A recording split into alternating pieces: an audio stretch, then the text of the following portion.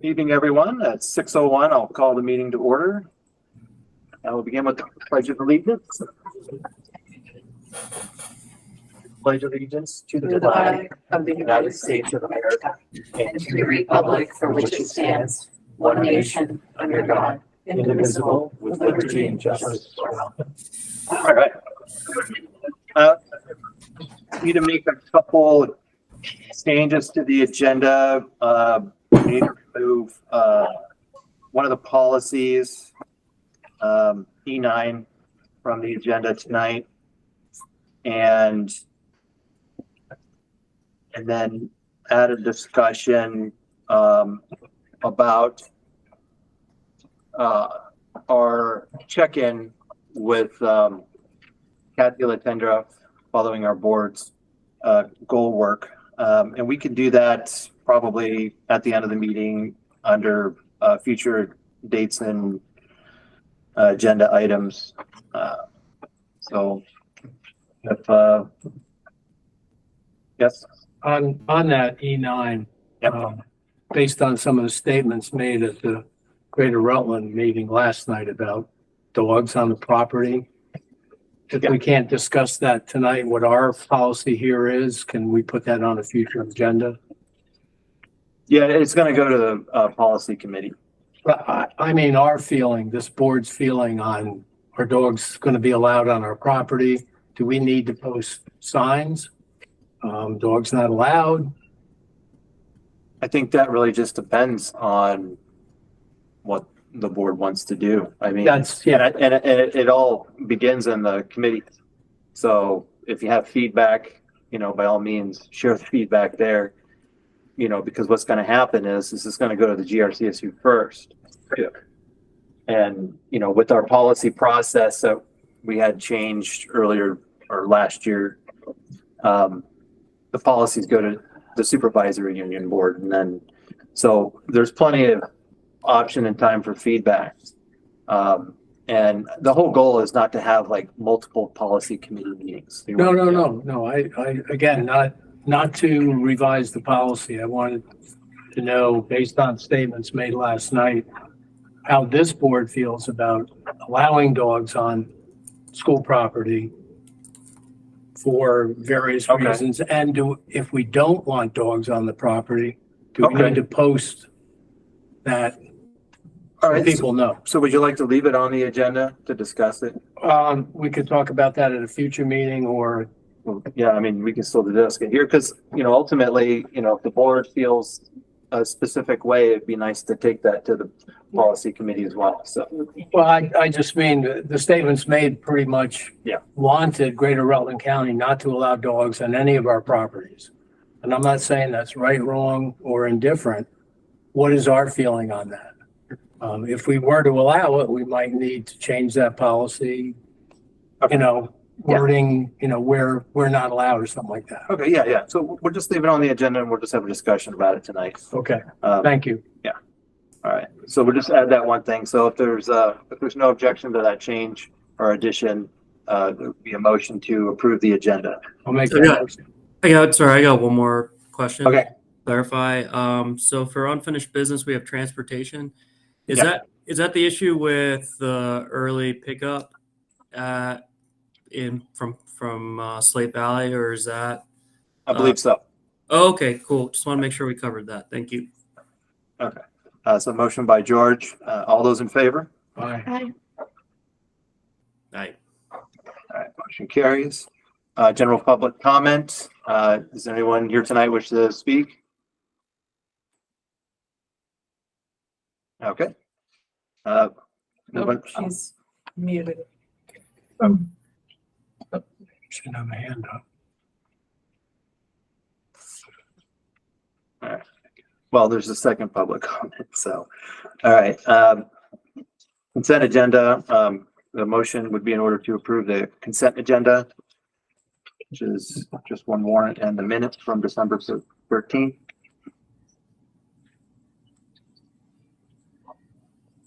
I'll make that motion. Okay. Motion by Amanda.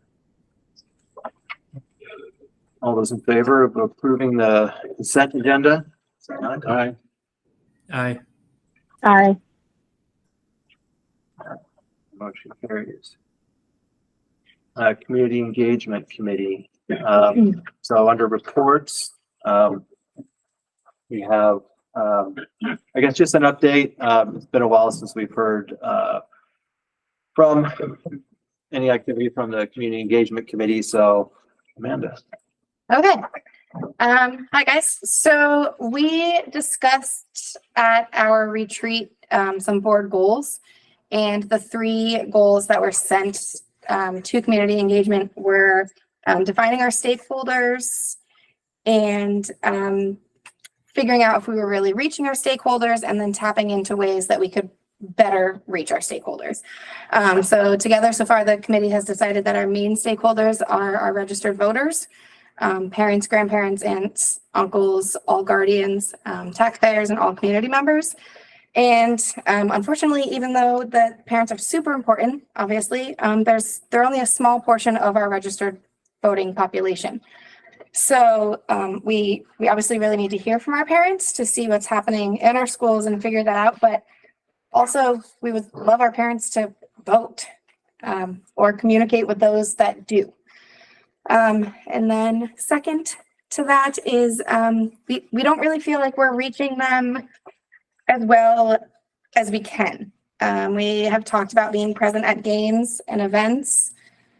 Unfortunately, there haven't been a lot of games that we have had the opportunity to attend yet, hoping to tap into some of those.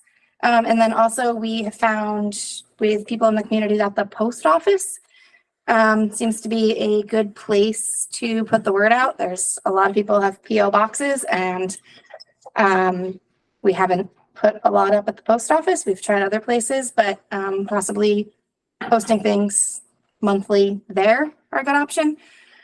And then we have also talked about like trash talk or a discussion at the transfer station once a month or once a quarter, posting some things at country stores, attending our upcoming town meetings.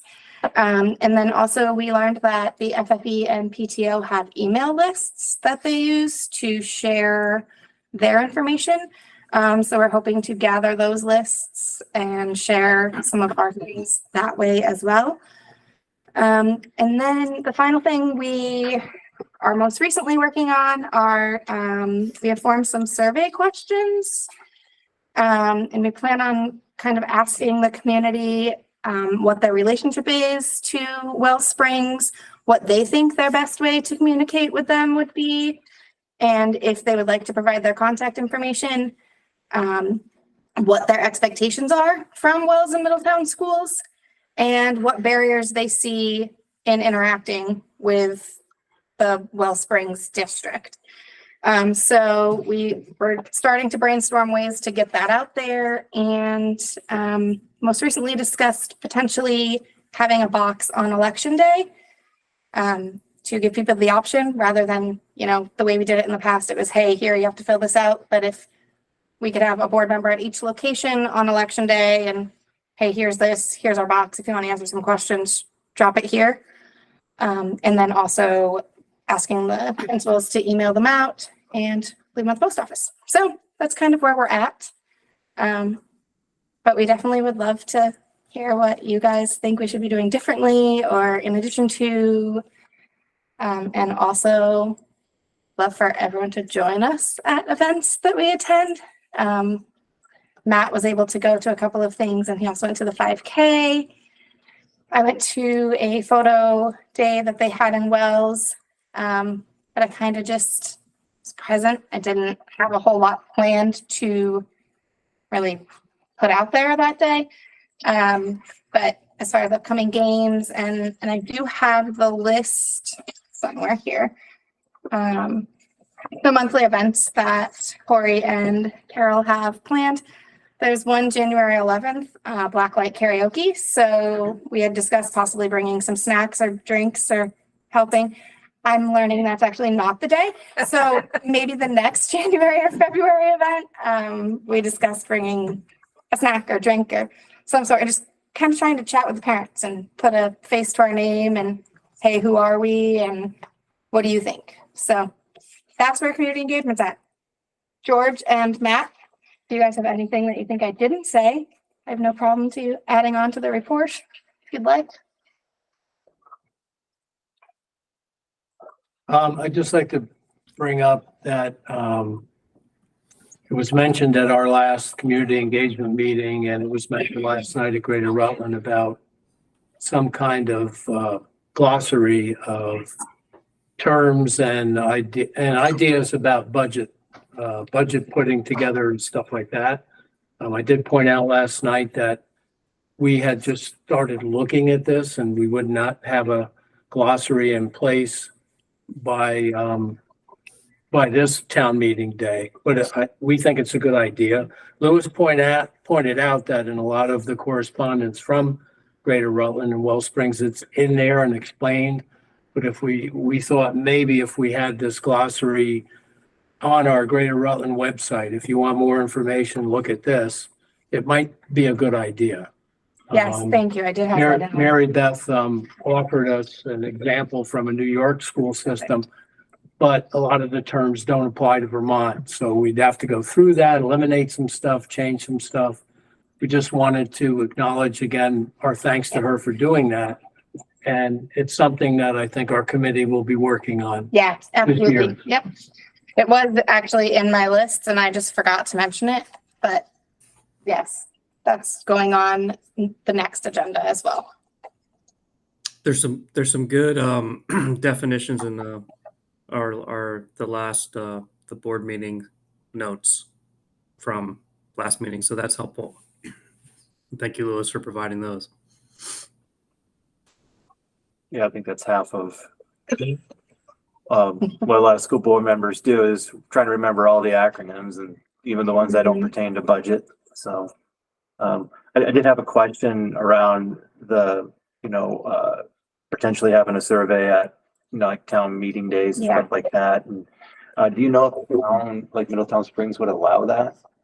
Probably not in the building. Okay. Might have to be, you'll have to ask the clerk. Okay. And I had that question because the survey we did, They allow surveys, but to have somebody present with the survey, Okay. I think that's the issue, because there definitely are often surveys. Okay, yeah, A bunch that- of different things in there. Okay. in 2022, in Wells, the clerk offered, when we had that first survey, Yeah. and basically printed out copies, and whenever someone came in for a ballot, she would hand them. And, if they didn't want to fill it out, so. Yeah, I think we've had tables on the, I don't know how they're gonna do it this year. If you come in the same door, if they're gonna have you come in one door and go out another, but Mhm. in the past, it's by like the entrance or exit, because it's supposed to be done sort of after you voted. Okay. Because I don't know if you want to be putting it in before you vote. Well, with the election coming up this year, I would But find imagine. out from Patty. Yeah. Yeah.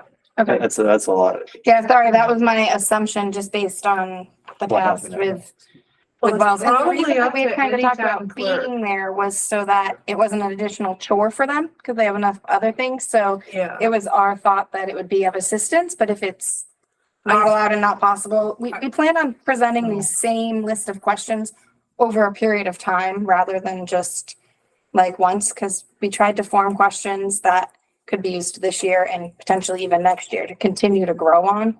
So Yeah, there there are are many other- opportunities. There are other entities in the state that I'm pretty sure have those questionnaires Okay. at voting booth. But Okay. I I feel mean- like it's on a table by itself. The candidates are allowed to be outside the building. Right. So at least we could be there, maybe with a pop-up or something and a table. At worst case. But yeah, we need to check with the clerk. It's all at the discretion of the clerk. Even signs outside the building, I don't know what their decision is about Maybe being, where they're allowed and where they're not. It's often asked during the election, like, a candidate will come in and say, can I park my car here? It's got these signs on it. So, okay. Okay. Any other questions for Amanda or about the community engagement committee? Okay. I'm sorry, just one more thing about, engaging people other than parents. that seems to be the biggest challenge. So Yeah. beyond the survey, is that, Yeah, so that's kind of, we're trying to figure out how and why. And we had some ideas. Initially, we were hoping that we could have a Thanksgiving feast potentially and invite community members in. I think that also for people to pass our budget and allow us to spend money, we might have to spend a little money to show them what we're spending their money on. So I think if we could do a couple of things to invite them in, that might be an idea that we can start looking into. Was the thought that, yeah, I know the Started FAA used to exploring. do a senior luncheon. I don't know that they're. yeah, or in like Yeah. Veterans Day socials had been done in the past, and there's a lot of opportunities, but I think that the committee has to do some work around that and then see what we have in mind to present to the principals and see if there's money available. That I don't think we have to spend a lot, but I think we have to be willing to spend a little to invite people in to want to spend their little.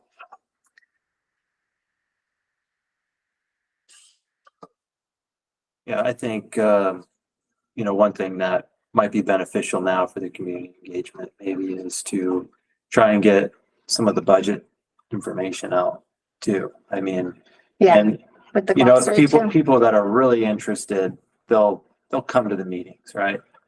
But those who just see a number on the ballot and they're just, Mhm. those are the people that, most likely not the parents. Those are the ones who you'll have to go to, like you say, Yeah. go to the dump, go to other events. And Right.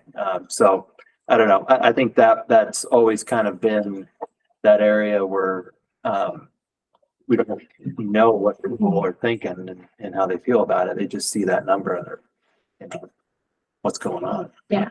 But don't want to ask either. So, I don't know how anyone else feels, but that'd be kind of my thought. Yeah. That, And I don't know if we can, I obviously can't make anybody do anything, right? But is there a way that we can help parents register to vote? Well, we could put a There, table out. Can yeah. we do it at, I mean, it's kind of late now because we already did open house, but like conferences, maybe we print off some things like, hey, if you guys want to register to vote here, and if you need a hand, there's so-and-so in the gym. Or that I don't know. I feel like we have a lot of parents that aren't registered to vote. And we want to hear from them and we want to help them and we're here for their children. But in the end, their voice isn't, so that's another discussion that we're having. So Okay. Matt? Hey, I also just want to flag that that's our current priority, but in a few months' time, we're going to be involved in doing the. It was Meredith's idea really to do an open house for 5th and 6th graders to come see and explore different schools and opportunities they have outside of the elementary school when they graduate. So that is also moving forward.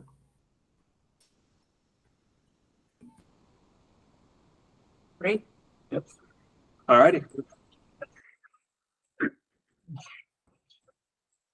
All right, so if nothing else, we'll move on to unfinished business, transportation. Is there an update on transportation? Sure, I can provide you a bit of an update. I know Amanda had attended the Quarry Valley board meeting as a concerned parent. Lewis, myself, met with Joe DeBonis, the Fulton High School principal, to discuss the concerns around the busing situation with Wells students. There are some potential resolutions that we are working through, but it's something which we have to work with the Quarry Valley board on because it does involve some budgeting considerations as well as working with Betcha. So there are some resolutions, but at this time, we just have to wait and see. But our goal is to make sure that the Wells students will be at Fulton High School in time to start the day and that they'll complete the full day and will be returned home. is that a goal for like next year, August, September, or before June? So Amanda, that is our goal to get that done as soon as possible, but logistically, we just have to wait to see. Obviously, there are considerations because if we have to run a separate bus, we have to look at whether or not we have a bus driver for that. We can, have that in budgets. So there are a lot of things a lot of moving parts to this. That's exactly what's going to happen just right away. So it's something which we are working on. We love to get this taken care of as soon as possible, but like I said, we are, we are in a shortage with buses. That's just the reality of this. We also look at in equity. Because we also we have transportation for students at Granville. One of the things that was discussed was whether or not we actually provide transportation to Wells. If this is going to be an issue, whether or not we can. So we just pull the bus, and so therefore Wells students would have to find transportation to Polteny High School to attend school, just as they would any other school. But that's not something which we are looking at this particular time.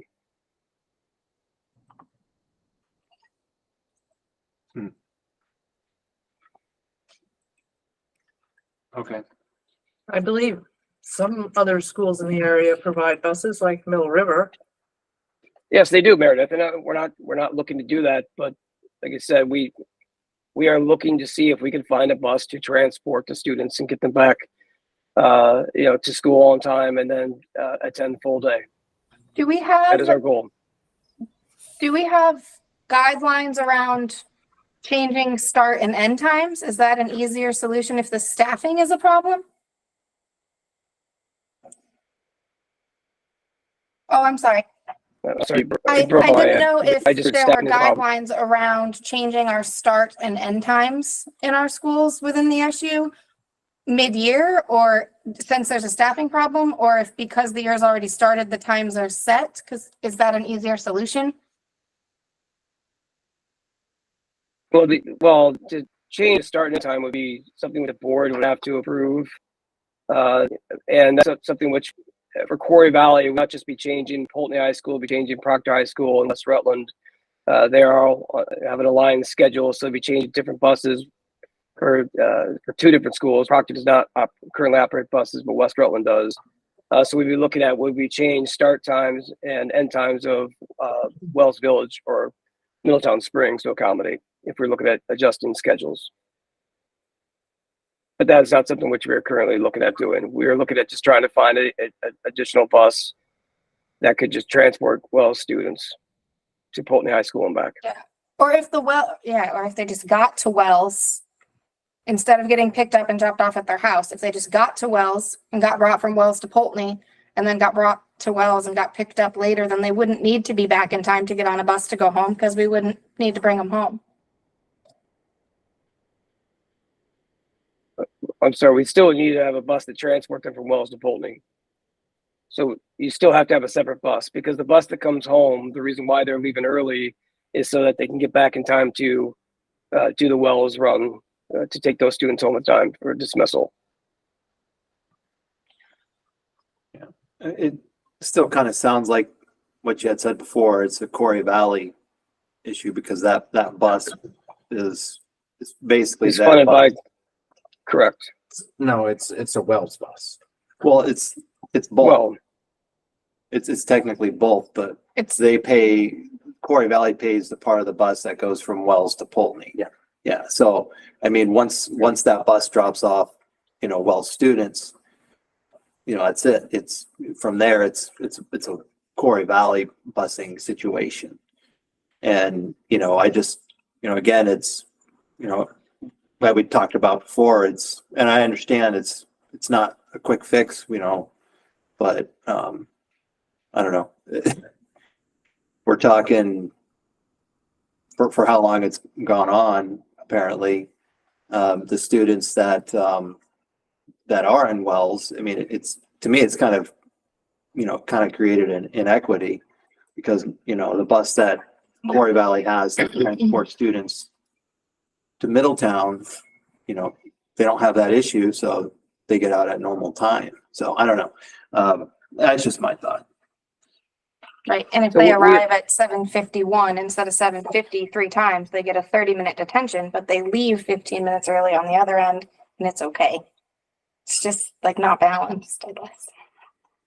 so if the bus is late, they should not be receiving a detention, Amanda. So that's more of a procedural thing at the high school. That's really not a Wells Spring Board issue. That's more of a Pulteney High School procedural issue that should be discussed at Pulteney High School. So our goal is, I know Eric, you brought up the inequity, that we're going to address this inequity, as you stated, but we have to work on trying to find and locate a bus that can transport our kids. And so as soon as that can be done, then we can resolve the situation. Okay. All right. Well, appreciate the update. Okay. So we'll move on if there's no other questions on this, to Matt. Yeah, just to follow up on the whole detention thing. I mean, Chris, is that something you can follow up with? Because if it's their policy, Yeah. just set over there. I mean, Well, it's not a policy because right, the schools procedure. can't develop policy. It's a procedural. So I can look into that, but that's also if Amanda has had personal experience, obviously as a parent, she could reach out to the school as well to express her concern with that. But I will send the principal an email right after this meeting tonight to make sure that that's not occurring. Thank you. It's disappointing that this happened. Is there any other schools that this is, or is it just Slate Valley? We're not Slate Valley, so Oh, okay. we're GRCSU, Matt. That's a completely different supervisory union. My bad. But So- this is the only known issue we have of this, right? Yes. Okay. Thank you. Okay. So on to the consolidation timeline. So we're going to talk about this in November, and with budget stuff, kind of pushed it back till tonight. We had originally, scheduled some of this work for November, December, and January, but obviously we'll pick up where we left off would be the first objective that we had was, why we're consolidating, goal clarity and vision statement. And so I think that would be at least the starting point for tonight as a discussion. And, basically it's the whole process is probably going to be a huge undertaking. And so I think defining how we're going to move forward with it would be good, and when we're going to do that work as a board. So, and I'll just start first, why consolidate, and our goal. I don't know what we'd want to put in a vision statement, but, based off of our board retreat in the summer and a lot of discussions we had central around consolidation and in previous conversations, around student outcomes and of course, potentially saving costs. That would be a good reason, the reason why. So, in my opinion, so I'll open it up for discussion. Matt? I just want to state that it's potentially we won't do this, right? So this is sort of more of like an exploration into the why. I just want to state that for anybody who's listening. We're not as of yet intending to do this. We're just sort of exploring it and seeing what benefits or what positives and negatives can come out of it. So by all means, we're not executing on this. We're just sort of exploring.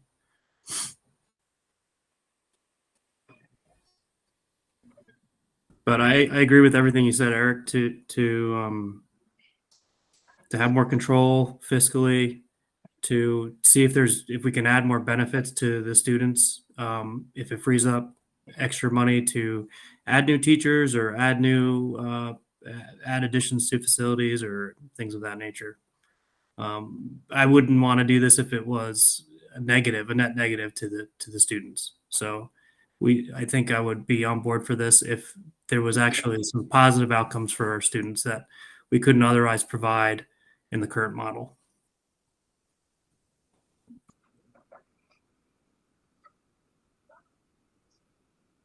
I think another thing too that I think about with why consolidate is the combined classes. If we consolidate, we could have each class. We wouldn't have a potential 4-5-6 or a potential 4-5 or a 2-3 or a 1-2. We could have each class because we would have enough students to meet requirements. It'd be easier on our staff. They wouldn't have to try to teach 2 grade levels at one time, and our students wouldn't have to also be combined. So that's something that I think about a lot with the why consolidate.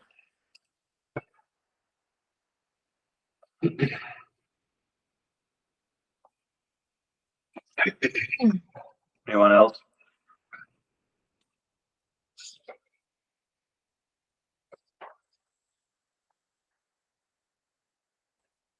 We could have more teams.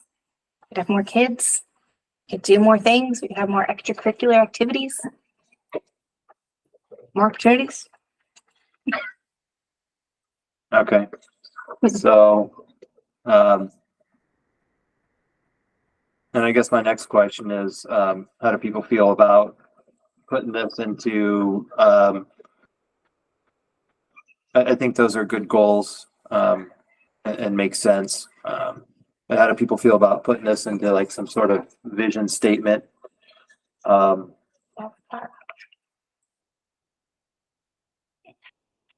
who's good at wordsmithing, maybe.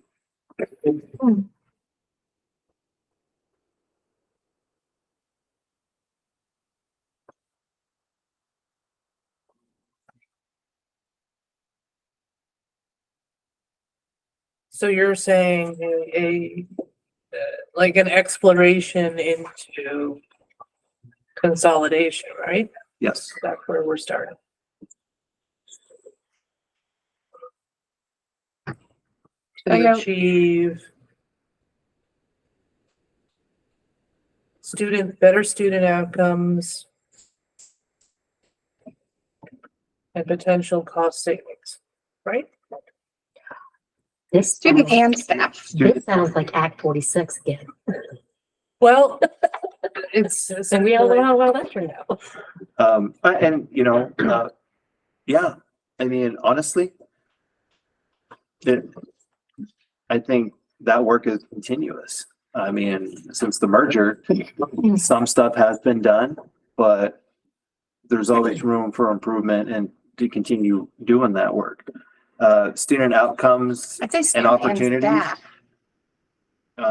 As well. I mean, Yeah, that's what I said, student outcomes, student opportunities.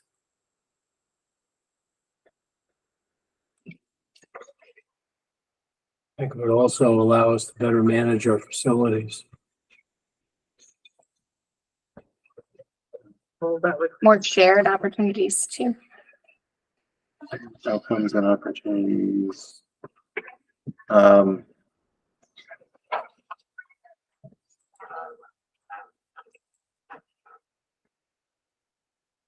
That align with fiscal responsibility, maybe, I don't know.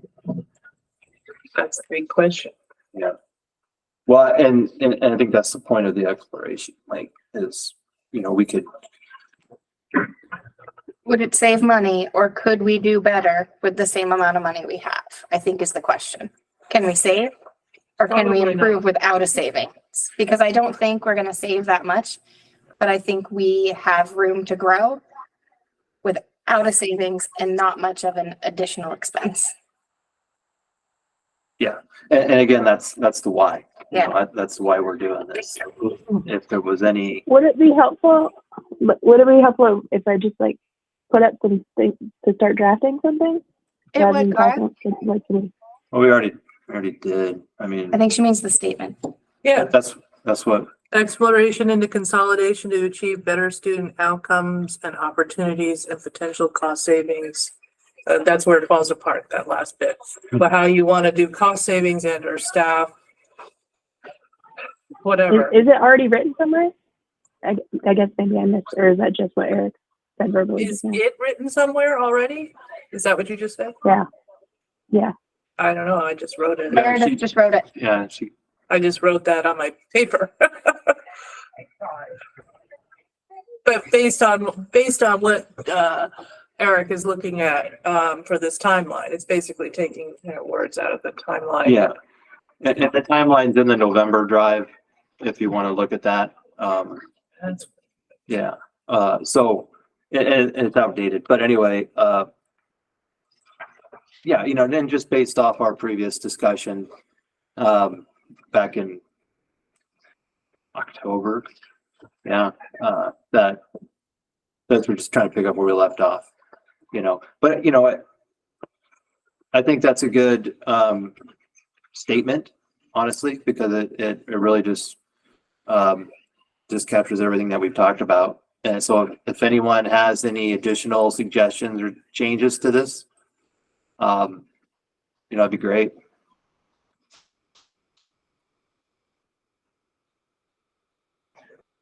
Okay. Matt, Sorry, what about a why not statement? Do we want a why not statement? a what? Why not? Why A not? why not statement? Just why wouldn't we do this? Because it's more expensive or because the net benefits? I don't know. Just to have the two out there. well, isn't that part of the exploration aspect? I suppose, yeah. Okay. If we have the two statements, it seems like maybe to the public that we're not ready to pull the trigger yet, but I'm good with the why and keeping it there. Keeping it with that. And I think the exploration part is key. So in regards to the timeline, we have part of the assessment piece. This was the first step, and then cost saving projection, quality and delivery of education, combined classes, outcomes, enrollment, staffing evaluation. I think it'd be good to put this on the timeline and have it on the timeline so we know, I think that the whole part of it is it's going to be on the agenda.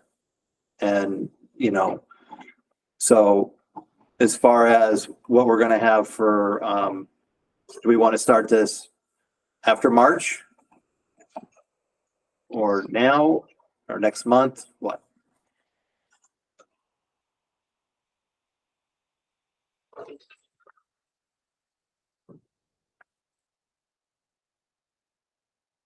Jump right off in March when we reorganize with a couple questions. Like at least our student count and our staff count and what we currently have, at least if we're looking initially in March, and then in April really dig deeper, or just push March away and go to April. Right. I mean, I think, I think starting it in March wouldn't be a bad thing, in my opinion. So we could do the cost saving projection in March, and then the quality and delivery of education in April. Does that sound good to everyone? I think before we can do cost saving, I think there's a step before cost saving. I think cost savings April, like March needs to be, what do we currently have? Where do we start? Or maybe that's even February, like, cause do we know, do all of us even know like how many kids are in our grades right now, or how many students we have and I everything? provided a report in October with all of that information. Yep. But didn't it change? Hasn't it changed? I mean, student counts could change at any point, but But I think we also need to look at actually staffing. Right. costs And, Well, and get a better idea of how staffing would change. And have we hired anyone since October? Like I know Wells, we have a couple new people that have come in that would play into the change. I think we need like an accurate, we have not hired any new teachers. well, Not beyond what we budgeted for. yeah, we So did. that's a replacement for an existing. Right, position. so it's. Yeah. Oh, we're talking about positions, not Oh, people. yeah, yeah. I guess I'm talking about like reality in the building, not the money on paper, like the actual people. Well, I mean, I mean, if you're gonna shift the things around, the people in the buildings may not stay in the buildings they're in, they would be shifted to where, based on how you're shifting things, you have to look at just numbers, number of positions that you would need and number of positions you have Right. to figure out your cost savings. So Right. I think that under cost saving projection, this is the perfect conversation for that. So if we put this on the agenda for March and we can have a deeper conversation, I know you provided some numbers, but we never really had like a full conversation around that specifically because we're also talking about budget at the same time. And I think that was a key thing, is not to get the consolidation stuff mixed up with the budget stuff. Right. And so again, in regards to, this agenda item and the consolidation or the timeline, is everyone okay with having this discussion in March and then in April? And then from there, we can continue either in the assessment phase or the planning phase, because I know it could, we can get to the assessment part and then that's it. We're not going to pursue it any further because of maybe it has to do with the cost saving. I know. So there's a lot to do, but I think in terms of this timeline, the whole point was just to put it down so that this is the work that we're going to be doing and when. Yep. So, all right. Anything else? All right. Sounds good to me. All right. Finance.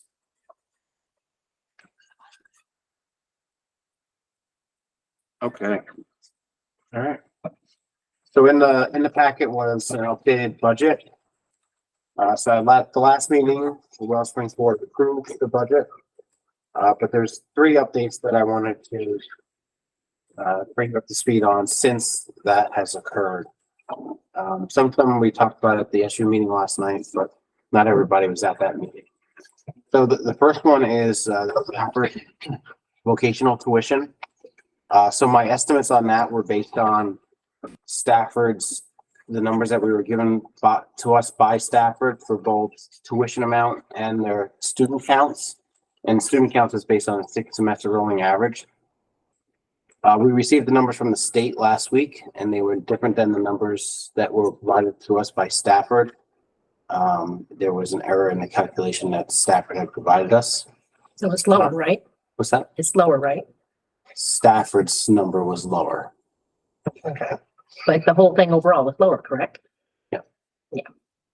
You're telling me the whole thing was lower. Not only Stafford, but everything was lower, right? Everything what? The budget that they came up with and stuff, the numbers. I don't know about their budget, it's just all of their student counts for RSU was off. How much? I would imagine they were off for everybody's, because there must have been an error in there in the sheet that they were using. So it impacts each district differently. For Wells Springs, it wasn't too significant. It was approximately $7,000. Ira was $212. Rutland Town's $81,000 and Quarry Valley is $124,000. So the $7,000, just being due to the amount of it, we have to have our vocational amounts match what the state gives us. So I took the $7,000 out of secondary tuition so that the budget number still matched the budget that was approved by the board. Obviously, the board has the authority to open the budget and approve a new budget for that $7,000, but I don't think it's necessary. It's only $7,000. I think that's way within the error margin for secondary tuition. That definitely one student had half a student. So that's the first thing. The second thing, we received new pupil counts from the state, and luckily or fortunately, Wells Springs numbers have gone up a little bit more. I think that's mostly due to the work that we did to make sure that we had free and reduced data for many of our secondary students. We gained approximately 13 pupil counts, which is approximately $122,000. And then the last piece is CLA. So CLA numbers came out last night at 6:07 PM in the middle of the GRCSU meeting. I had just did my report and said that we don't have that data yet. And then an email came through and I was, during the meeting, inputting it into all of our budgets. Corey Valley met afterwards. So I was able to give them that information. So CLAs, actually Wellsprings is in the best shape in RSU as far as CLA goes. Many of our districts are seeing 10 to 11 point drops in their CLA, which is having a very significant impact on their budgets. Tax rates being 17 to 20% higher. Fortunately for Wellsprings, as you could see in the budget information I provided you, Middletown's CLA went from 85.67 to 82.88, only a drop of 3 points. And Wells, which I'm assuming has maybe just went through a reappraisal. You were supposed to. An awful reappraisal. Yeah. You didn't get yours? No. Oh, Oh, they had to. It's mandatory. So their CLA went from 83 to 107, which is 24 points higher. So because of that, we're looking at tax rates. So last month when you approved the budget, I had estimated tax rate decrease of approximately 2.8 cents for Middletown and 2.9 cents for Wells. And right now, with those three changes, the Stafford, the pupil counts, and the CLA, we're now looking at a tax rate decrease of 2 cents for Middletown and 42 cents for Wells. That's why you want your reappraisal. Wow. Just to comment on the way CLA works is, so now Wells is reappraised, and so in theory, if you were at 80% before, and now you're at 107, the value of your home is now worth those 27 points higher. So you're paying less taxes on a higher assessment. So you're still generating, in theory, for the town as a whole, the same amount of tax dollars. So if everybody's reappraisal went up 24 points, then everyone's tax rate should really be the same, because you're taxing more dollars at a lower rate as opposed to less dollars at a higher rate. However, as many of us know, with reappraisals, it's not done equally across the town. Some people's go up maybe 40%, and some people's go down 16%, with the average being that 24 points. It all depends on like the homes and all that. Like I said, fortunately, this is, I think, pretty good news for Wellsprings. It's not the same news I delivered last night or that I'm going to be delivering tomorrow. And in my opinion would be, there's no need to change the budget at this time. I think, like I said, I think we're in good shape. The one thing the board could decide if they wanted to was whether they wanted to use some of your surplus to put as an item on the ballot. But I don't think we need to impact the actual budget itself. Okay, I had a question about the pupil count and the free and reduced. That changed. Were able to. Can that still change within like the next 6 months? No, it's frozen.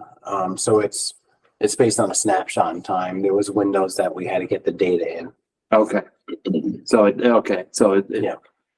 That was my question. I was just curious. Next year, when we do go through this process again, we definitely want to put more of an emphasis on making sure we have as much of that data as possible. When does it usually snapshot it? Like in December or something? Well, the ADM window is it's day 11 through day 30 of the school year. Okay. So it's a 20-day window. The free and reduced, I think it was December 15th it was due to the state. So if we have free and reduced data for those students at any point between the first day of the school year and December 15th, we're good. Okay. That's a lot longer than they used to. Right? The window was much smaller before. It probably was, yes. This year we were able to submit corrections through December 15th. Awesome. I was wondering how that worked. Matt? Hey, Louis, what was that, you mentioned towards the end there, the surplus, we could put it to a ballot. Isn't our budget already voted on and that included paying down the taxes with the surplus? The board approves a budget number, an expense number. They don't approve the revenue number. So even Okay. if with the expense number approved, which is the item that's gonna go on the ballot, you could decide to make another ballot article to move money from the surplus to a reserve fund. That's something that's interesting to me, and I'd be for, if others are also for that. Are you for returning it to the taxpayers?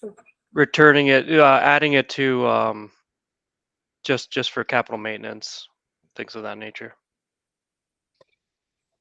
Now that would change the budget. It would change, so right now you're showing a tax rate that's down 2 cents and obviously a lot more from Wells, but Yeah. I mean, I think that goes a long way if you, rather than saying tax rates are up, at least in one of your towns.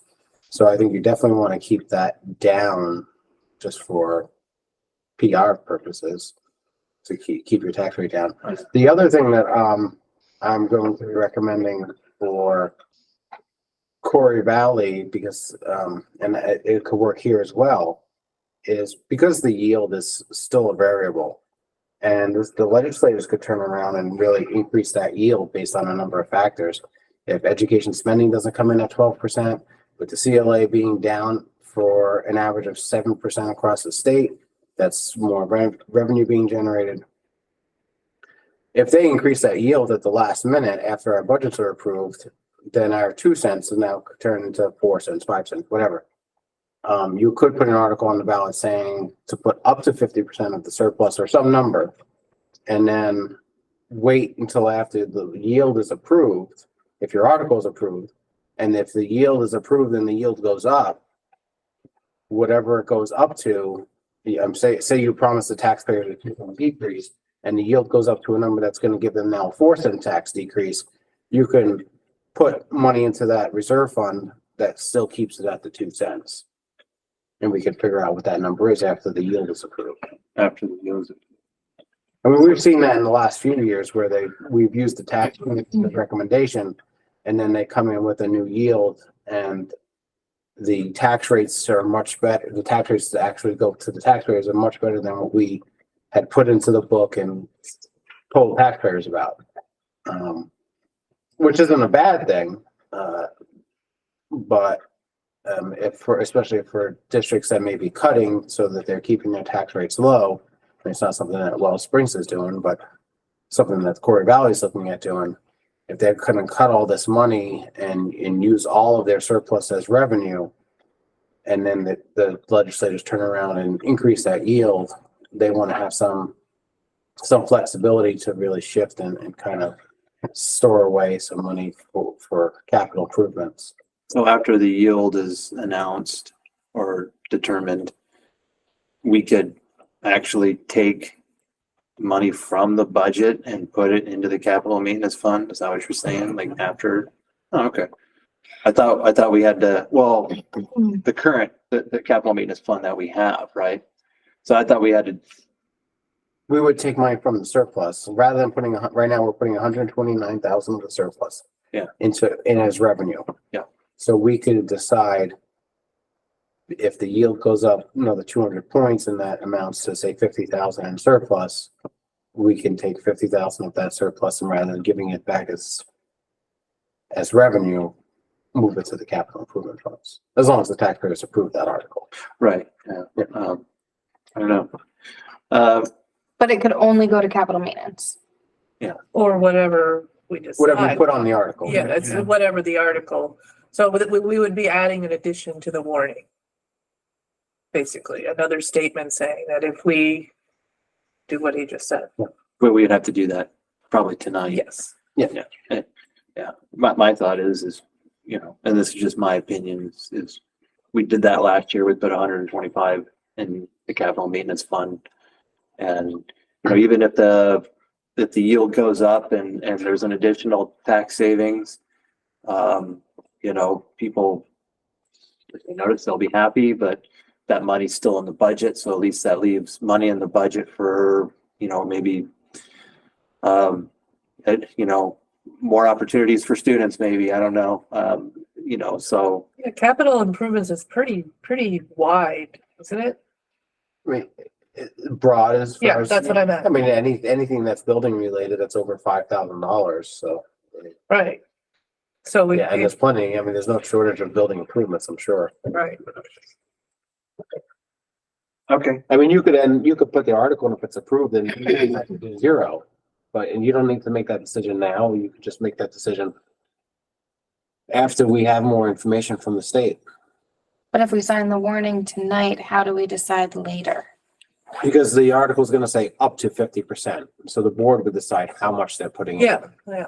Okay, So it's not. Or up to whatever number you decide, I mean, you could do up to 25%, up to 30, whatever. Yeah, so based on what happens to the yield, we would make that decision with And we complete would just have to- information. Okay. Yeah, when you put it that way, that makes more sense. Up to. All right. and then we would just not be signing a warning tonight. We would just have to, No, he would change the warning. We would Tonight. add that piece to the warning.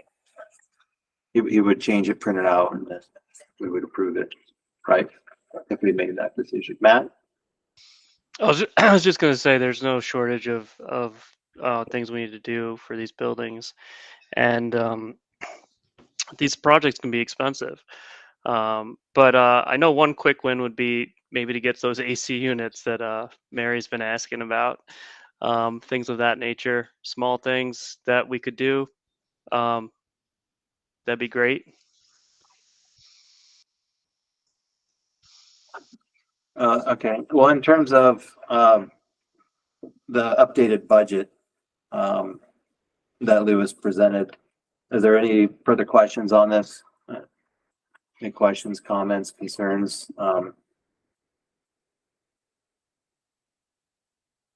I think it's good news. do we need a motion to make that change for him to add the up to? Do you want that now? Or are we not doing that? If it's something you want to do, we would need a motion to add that article to the ballot. And I'd say make a motion and do it, and then if it's not there, then it's not a thing, but if it's there, then we're really not changing what we've already. Well, we would have to change, or no, we wouldn't have to change the No, the you're amount. just adding an article to vote on, but it does make things more complicated It does. and Okay. So, in appearance. all right. Oh, Article 9 from last year is still on this. So I guess we'll just move right into the annual meeting warning too, since we're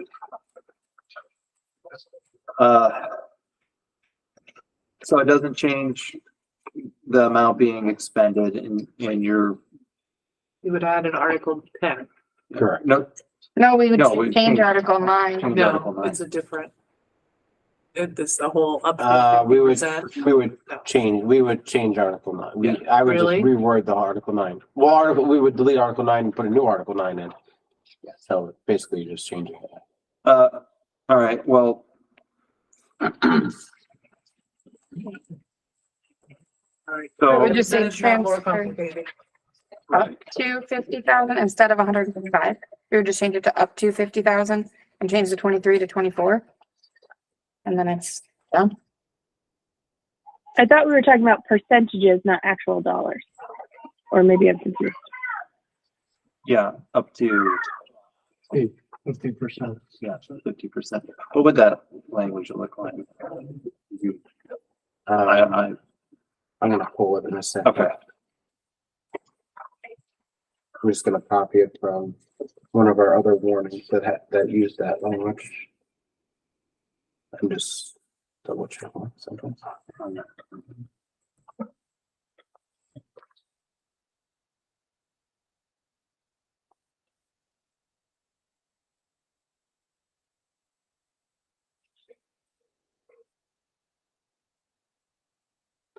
So the language that we used last year for one of the other districts was, shall the voters authorize the Board of School Directors to transfer up to 50% of any fiscal year 2023 year-end surplus to the district's capital improvements. In this case, it's a district's capital improvements and facility repair and maintenance reserve fund. I don't know why it's so long, but we would just put the district's capital improvement fund. Okay. All right, so Matt, Did you need me to say that slower? Were you writing that down? I just crossed out. Okay. I would imagine that if this goes through. So, all right, how do people feel about adding this or having this article on the warning? And I know Matt, this is something you would like to have on there. I'm in And favor. again, it kind of leaves it open-ended. Am I understanding that correctly? So that if we don't have to put money in there, like it's just, okay. Is it better for the understanding of the voters to, even if, $20,000 is a low number or whatever, to come up with a dollar amount so that people aren't like 50,000. Oh my God, they want $400,000 in there because they don't know what 50% is. Well, So if you is can- it better to not make up, but get an estimate on what that dollar amount might be if it changes and say up to, but to not exceed? Well, the surplus is what, 129,000? Yes. So if we said up to 50%, it would be up to half of that.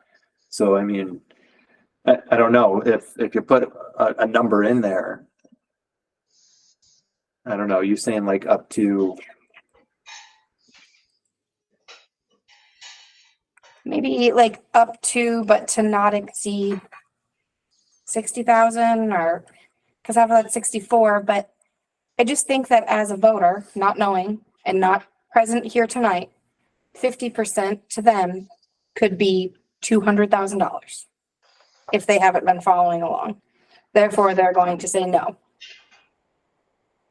But if we say 50 or 60,000 and we say up to, then maybe they'll be like, okay, well, it's 50 or 60,000. But by saying a percentage, they have no idea what we're starting with if they haven't been following. And the way things have gone in the past, they're probably not following. So they don't know what that percentage means. yeah, that makes sense. I don't, Yeah, your call. no matter to me. I mean, the flyer will say what the surplus amount is, usually does. Yeah. The booklet will say what the surplus Yeah. amount is. But I mean, if you have an amount, it's definitely more clear. Yeah, Yeah. especially on voting day, because they're probably not going back to the flyer. Yeah. If they didn't keep up. I like it. So up to 50,000, is that what we're going with? Or 60. I'd say 60, because half is 64,000. So I'd say if we say up to 60,000. Or would it make sense to put that amount in there, up to 50% of 129,000? I think then they get confused doing the math. Well, that, Say up to 50% I- surplus, which would equal. Yeah, I would say like up to 50% of any surplus not to exceed $70,000. Because I think lowballing ourselves just hurts the potential. So not to exceed 70, because something might shift and amazingly Yeah. electricity might become free. Who knows? So we might be in a surplus. Yeah, I like Cara's idea. So then there's still the percentage, but we're saying not to exceed. I just think there needs to be a dollar amount to make it more clear somewhere. No, I get it. Yeah. I mean, that makes sense. I mean, like you said, okay. you So, want to repeat that one more time? Sorry. Cara, yeah, repeat Cara, that? repeat it. You're kind of muffled too. Oh, hold on. I'll take off my headphones so you can hear me. Can you hear me now? Yeah. No? It's a little bit Can you better. hear me now? Yep. Yep. Yeah. So it's, shall the voters authorize the Board of School Directors to transfer up to 50% of any fiscal year 2024 year-end surplus not to exceed $70,000 to the district's capital improvement reserve fund. It's 2000. Right? Yeah, it's 23. I don't know. I didn't realize that you changed, like it tripped me up because I was reading from the article in the thing and I was like, did they already change the year on it? Or have they not changed the year on fiscal year? Still confused me. Okay. All right, and while you're doing that, so just really quick, there's two separate warnings in there. And one has all the board signatures on there, and the other just has one for the chair, and it was a suggestion. And I think that'd be a good time to make the determination on which warning the board would like to have. If the board wants to incorporate all the signatures like we've done in the past. I just brought it up last month just because of not everyone being in attendance to sign the warning. So, and to kind of avoid having to run a document around or run around to sign a document. So, doesn't matter to me either way, since most of us are here too. So, what do people think? I personally like it with all of our signatures if we can get Matt and Cara easily, but if that's not easy for you, I'm not against having you sign just one.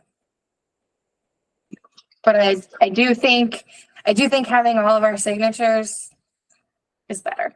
Okay. If possible. Show solidarity. I can swing over tonight if needed. Just had some Okay. childcare issues tonight. I'll stop at Cara's on the way home and bring it to your house. Similarly, They're both just up the street. Yeah, I know. It's not. Okay, that's fine. Okay, so we'll go with the full board signature warrant, the one with everyone's warrant, our signature. Okay, we'll go with that one. Was the motion approved or are we still in discussion? So we're still discussing. I just wanted to make sure before we approve the warning with the Which one? additional article and that we pick which one that we're gonna go with. So Would the board be okay with changing the 70,000 to 65,000 since that's closer to 50%? Yes. yeah. oh yeah.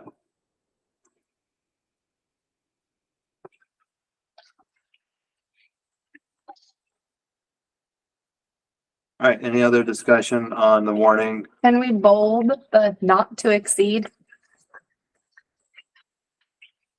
Sure. Like there's gonna be someone out there that's gonna happen. I mean, if we're talking formatting, can we make sure that under Article 8 it aligns? Or no, never mind. It's different up top. Never mind. I rescind by that. It's just the only one that's obviously out of alignment. Somebody else will fix that down the There line. needs to be a space there, you mean? Between Article 7 and Well, Article 8? Yes, A line? it Yeah. just looks weird. A line, yeah. It's jammed up there. Somebody down the line will autocorrect Just that. need to put the return before Article 8. That screws up Article 9. Well, because it puts it on the next page. Most of it, but not all of it. But what if we put the whole article? There you go. And it's all going to shift when the actual link and the join by phone link get added at the top. So it's all really moot anyway, I think. Oh no. Yeah, neither of those spaces are big enough for the link or the phone.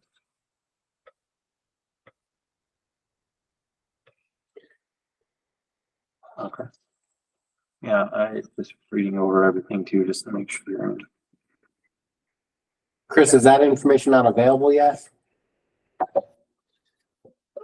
We have not set that up yet, so no. So we can't. So are they supposed we may have to just work on this warning with Christine Lewis and then just make sure it's cleaned up. We don't want to, I don't necessarily want to rush through it and just have a typo or just an issue on. So I'd rather take our time and then we can figure out how we're going to get signatures on this. We have some time before we can warn this. So Okay. I'd rather be careful as opposed to rush it. The last thing I want to do is publish a warning that has some errors on it. Yeah, that's why I was looking through it carefully again. Yeah. Okay. All right, so we don't need to approve it tonight.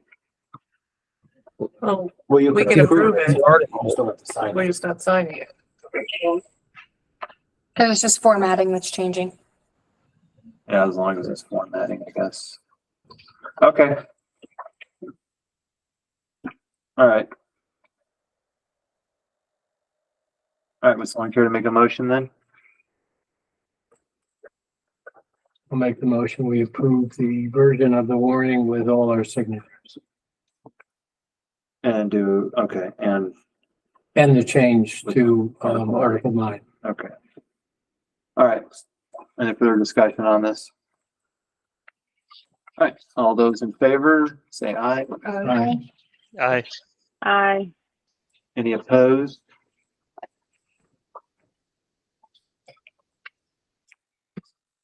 Motion carries and, that, just for fun, I'm a no too, so. All right, so that takes care of the warning. Are you going to send this out? Like when you get through all the formatting and stuff for review? We can submit it to the board for a quick review if Okay, you'd like, Eric. okay, yeah, just, yeah.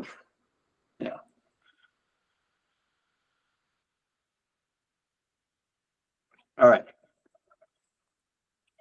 Cool, moving on, policies. So we have one second read policy, pre-K admission. So I'll go ahead and move that. This was adopted by the GRCSU board, and I'm going to assume Corey Valley as well. So I'll move that we adopt this policy.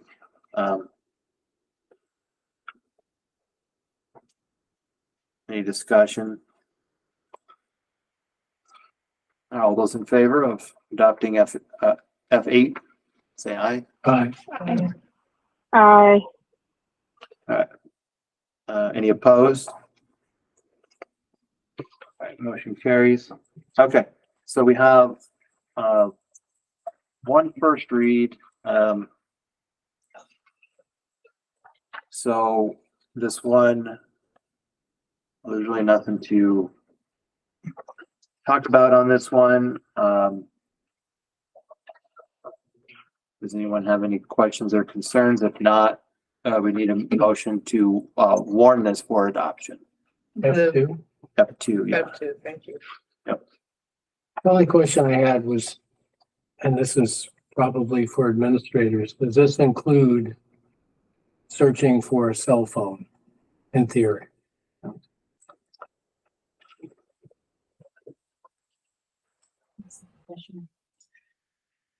I guess I mean, it says in violation of law or school rules. I guess it would depend on So our that would- handbook as far as that would cell cover phone it. usage. Okay.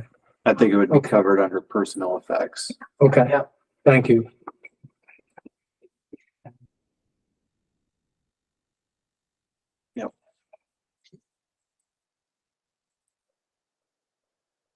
All right, someone want to move this for, to warn this for our next meeting adoption? I'll make that motion. All right, thank you. Motion by George. All those in favor? Aye. Aye. Any opposed?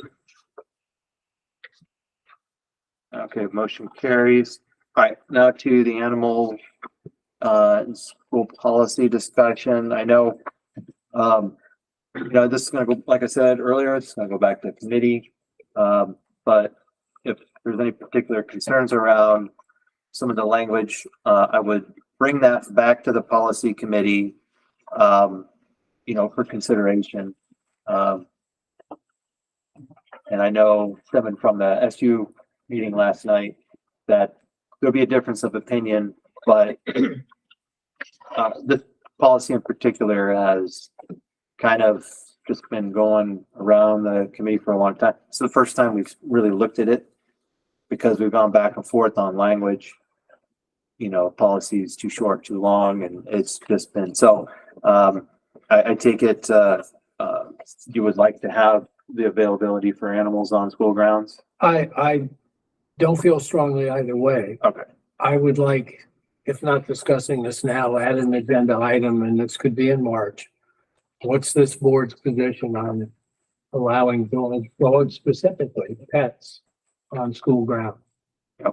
Yeah, I kind of felt the same, like, I was curious if Corey or Carol had had any issues, like, on the playground. Like, we have families that come use the playground after school or whatever. I haven't heard that we've really had a problem of someone bringing a dog and it being a huge issue, but maybe it is, and we just don't know. But don't know. That was my thought around discussing it tonight. Like, is it a problem that we're not aware of, or is it not a problem? And last night it was just presented as a problem. We haven't had any issues, and we do have a couple of people from the town that walk their dogs through the property in the morning. That really happens here. I was gonna say, we have a lot of people that walk the side of the school down to the back to the walking trail. And we've not really had any issues with we haven't- messes or anything. Yeah, nothing. But isn't there a concern about, at athletic events? At games and Yeah, stuff, soccer yeah. games. We have, I will say that is an interesting one, because typically you Right. would see that that's not allowed at most. right. But that caught my eye. Yeah. We have had a couple of dogs at, soccer game in particular, but they were leashed. You know, sitting with the owner, never off. The thing I thought about with that School is property. yeah, that's the It's not school MWA. property, it's MWA. Right, that's what I thought Yeah. too. That's why I asked specifically about the playground. Right. Yeah, I mean, you know, when we talked about this in the committee, it kind of was like, we didn't see a problem with it, and the expectation would be, as it says here, that the dog must be leashed and you're responsible for picking it up. And I know different schools have different issues, and although, you know, and just kind of like you said, what's the board's, opinion on this? Yeah, I've never seen an issue, but I'm not at the schools all the time myself. Well, there's also the issue of who polices that. That's exactly what we said last night.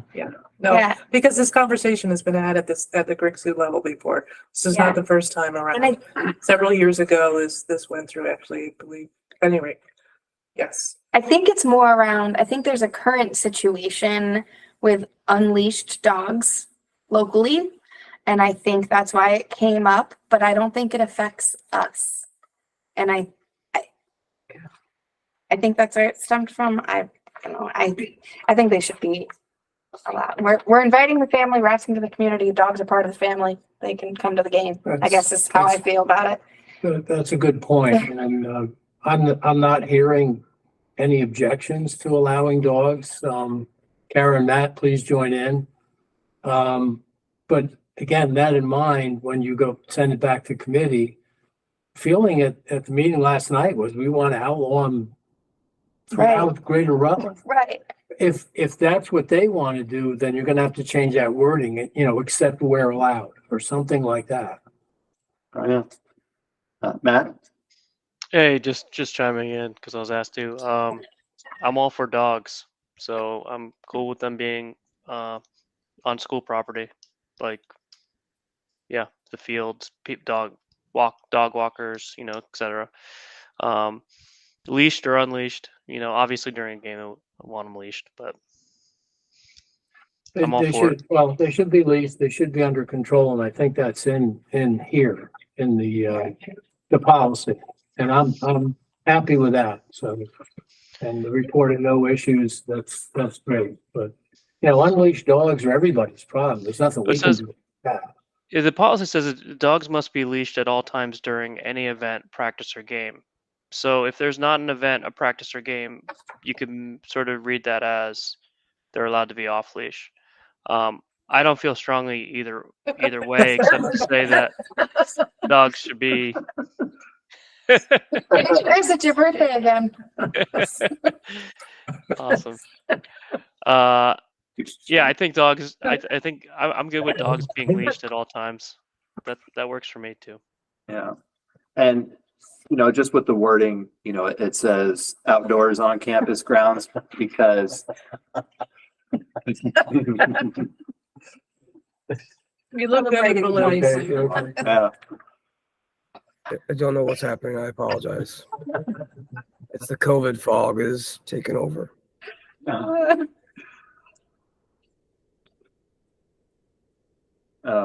forgot what I was saying. Great. Something about outdoors. Outdoors versus indoors. But yeah, but it says, you know, dogs are prohibited from the school buildings themselves, you know, with no exception in this policy. So, Well, with that's the what it said. exception, no, but it says with the exception of service and therapy dog. Yeah, I don't think you can keep that. Correct. I'm talking about pets. Oh, yeah, because yeah, yeah. The outdoor aspect is people bringing their pets on there. So, yeah, I think it really inhibits community participation in our outdoor events when you I agree. tell them they can't be bringing a dog to an event like that. Because not everybody, but many people work all day. Their dogs are, you know, inside all day. This is their chance to go and do something. And I think, yeah, if you can't bring your dog to the soccer game, maybe you're not going to go. right. I mean, I that think was my my concern is answered and, you know, I think I know where we all stand, so. Okay. You can take that back when this goes back to the policy. I will. That's all. We would like that section pretty much to stay. If it's reworded, that's, you know, okay, but we want the dogs to be able to come. Maybe instead of us making a policy that says we like them, whoever doesn't makes a policy that they don't. I don't think we want separate policies, but this one should reflect what, you know, our wishes are. That's all. I don't know, like you're suggesting, maybe there's a way to come up with some language that's, you know, situationally. I'm just trying to think of Good talk. the meeting this month. Okay. So, all right.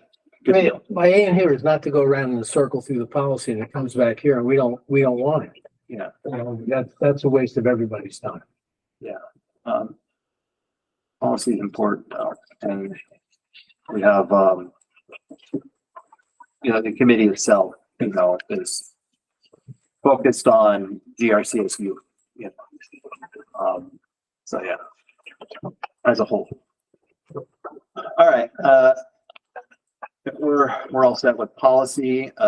So we'll be seeing you in the future, I'm sure. General public comment, round 2. Does anyone from the public wish to speak tonight? Mary Beth.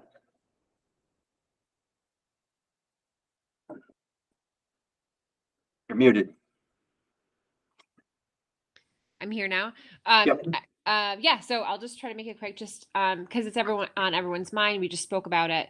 I'm glad that the board is discussing moving some of those funds to maybe the capital improvement plan. But I do want to bring up, last time I talked to Lewis on email, and Lewis can correct me if I'm wrong, there is still $133K in that capital improvement fund from last year. So, you know, of course, I'm not sure how it's used and how it's delegated, but I want to remind people that, you know, that funds are there if anybody has any other ideas about how to improve our schools. And then another thing, reaching back from the beginning of the meeting, I know you guys talked about, Amanda talked about a little bit about reaching people in the community as far as outreach for the survey questions. And as far as Middletown goes, all the grandparents and parents and older siblings have to drop their kids off in the morning, and then they have to pick them up in the afternoon. And especially on a week like this, where after school program was canceled. I'm assuming due to staff shortages. There was a pretty long line of cars waiting to get everyone at 3. So that would be a great opportunity, at least for Middletown Springs, for the community engagement meeting or committee to reach out and just talk to a line of cars that are usually there 5-10 minutes beforehand. And that kind of goes to my next point, is that I'm really concerned about the staff shortages in Middletown Springs. I want to say during the month of December, Miss Williams, who is a second grade teacher, awesome lady, she was out because she was sick. Her kids were sick. So I want to say in December, Christopher actually had 7 days of direct education from his second grade teacher because of the sickness and because of the Christmas vacation. And I know that's been a struggle for finding staff for everyone. But it concerns me because it takes Corey away from her position as principal, which is super important. And then also it takes Miss Sabrina. She's the interventionist. I think she stepped in quite a few times to help out for the second grade class. That takes her away from the intervention that I know that the kids, just like my little guy Christopher, really, really needs on a day-to-day basis or whenever she can fit him in. So, I was talking to some of the teachers in the last couple of weeks, and I know they're also concerned about staff shortages. Obviously, it's been kind of conveyed to me that, there are days on end that they're functioning on a very shoestring staff level. And I know that's something that you guys have probably thought about or heard from the board before, but I'm glad that you're discussing, the future of our schools, but I just wish that sometimes we can kind of see the problems right in front of us and maybe address those as best as we can with what we have. And then just the last thing was, just going back to the substitute teaching issue. I'm a substitute teacher every once in a while, and I would love to see, I'm not sure if it's in our control as a small unified, if we could bump up their pay, if we could give them training, if we can provide like a shadow day that I've mentioned before in previous meetings where, I would love to come to Wells and help out one day, but just having a little type of training before I step into another school would be something that I would look forward to and I would take advantage of. Just so I can know, protocol as far as like a fire drill or who to call when I have, a behavioral issue or, is the nurse here on Tuesday or is she only here on Wednesday? Just, kind of stuff like that to better prepare the substitutes who do want to help out, make it a better school day. So, okay, cool. Thanks. Thank you, Mary Beth. Heather? Good evening, everybody. So first of all, I just want to say like body language in the room says a lot, but that's just an observation. I Hold it here. background in marketing and fundraising, so I'm completely like aware of the optics of budget processes and how that presents to the public. But I think that fundamentally, like more than cost savings or anything else, and I've said this like for years now at these meetings, that I think there needs to be an approach that is like student centered. And there's a lot of issues in the schools that are not being addressed. There's staffing concerns, there's behavioral problems, there's a lot of deferred maintenance and on and on and on. And parents see this and community at large members don't see this. But like going forward, I would like there to be more focus on outcomes rather than like the optics of what the budget looks like if we're saving, $70,000 in the context of a budget does not mean anything when you're talking about operating 2 schools with people who have, robust salaries, including at the admin level. So I respect all of the time and and energy that all of you are putting into it. But I just think that sometimes when I sit here and listen to all the calls year after year, that we're missing the point here. We're completely missing the point by trying to save pennies and not providing the best outcomes or the best education for the kids.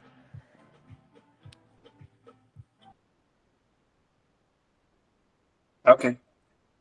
Thank you for your comments. All right. All right, so we're going to move on. The only thing we have left are future meeting dates and agenda items. So as I mentioned, that in relation to what we talked about, a check-in as far as our goal work goes, I think it would be good to schedule that. I've been in contact with Kathy by email, and so she said that we would probably need about an hour's worth of time. So I guess the question is do we want to put this into a regular meeting, right? And I don't mean in addition to a regular meeting. I mean as part of a meeting, like on the agenda as part of a meeting. And of course, keep the meeting within a reasonable amount of time still, or have a separate meeting to do this. So she is available at our next meeting date, which is the 14th of next month. So Valentine's Day? Oh, Yeah. that's awful. I don't think that works. you mean the meeting itself? No, for Kathy. Oh, yeah. Let me double check what she says here. No, I'm teasing. Oh, okay. Just know her. Know her. I see.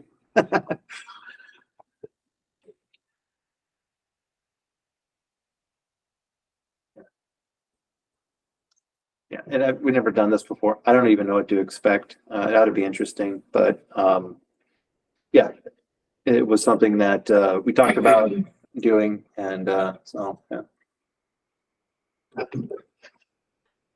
Any objection? February 14th? Okay. What? Do you have plans? That's rather personal. Myself. I'd rather not have an I just- extra meeting. Yeah, I'm with Marty. That's, yeah. Great. So- That's what I Yeah. wanted So, to yeah. find out for Yeah. sure. Like, That's great. okay. I mean, an extra meeting.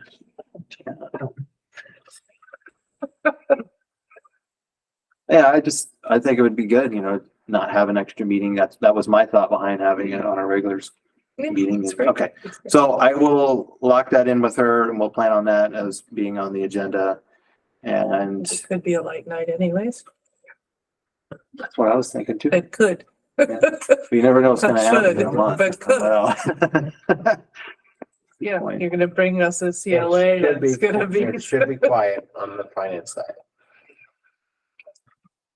Okay, all right. Well, that's all we have. So if there's no further business tonight, a motion to adjourn would be in order. It's 7:35. I'll make that motion. All right, motion by Matt. All those in favor? Aye. All right. Any opposed? Motion carries.